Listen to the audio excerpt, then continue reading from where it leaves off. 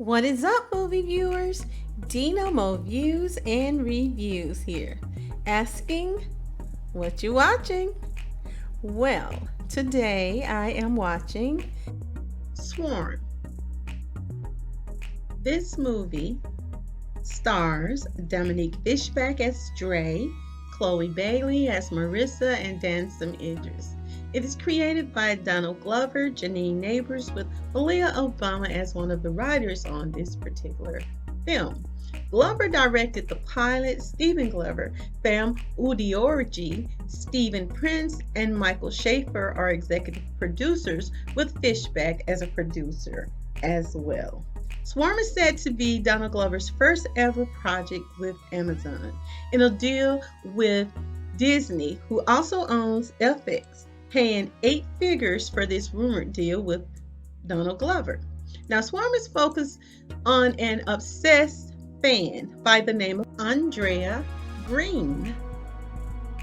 It shows how a very unhealthy fascination with an R&B celebrity contributes to her mental illness and how she becomes a serial killer. The celebrity's name is Nija, and the movie is called Swarm once again. You cannot help but notice the similarities of the news reports, the attire, and pics between the celebrity Nija and Beyonce and her beehive, which is, of course, her fans. Throughout the movie, there's a buzzing bee sound, and a question is often asked throughout the movie: who is your favorite artist? I also noticed when the movie Swarm comes on, there are words on the screen that says, "This is not a work of fiction. Any similarity to actual persons, living or dead, or actual events is intentional." How interesting. This movie seems to have went out of the way to confuse or obscure the line of what is actual, what is factual, and what is fiction. Too many things were similar or coincidental. I honestly just saw this whole movie as one very long extension of an episode of Atlanta. You know, the show that Donald Glover stars in. Even some of those shows were hit and miss sometimes for me.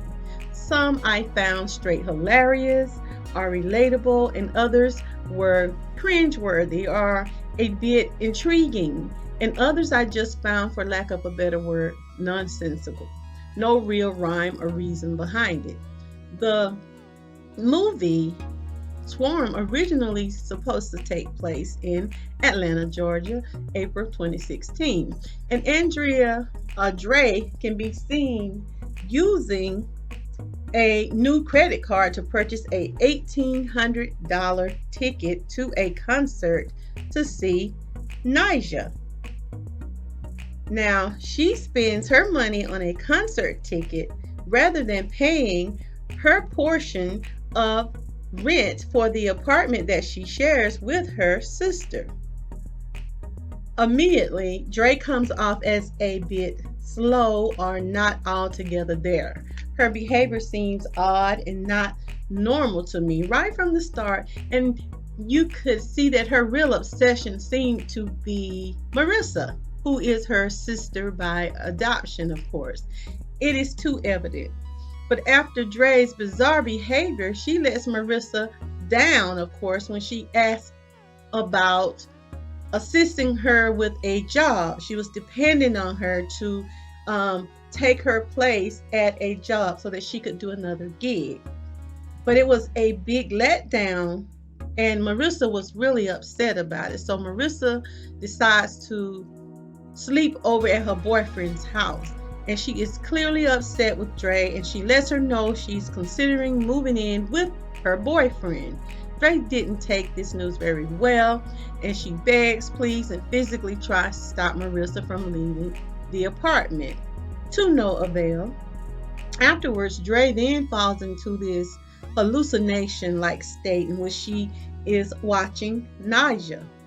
It's like a coping mechanism of sorts. It's not clear if it's actually happening or perhaps it is just another one of her dreams or hallucinations. Marissa ends up dying, and this seems to drive Dre into this mental place that causes her to actually begin to kill other people. She began to murder people, even gone so far as to target anyone who speaks bad or negatively in her mind about her beloved Queen Nigel. The movie reflects back on her childhood as well, and it confirms that she already was dealing with some mental issues before she was ever adopted by Marissa's parents. She does a lot of brutal, gory murdering.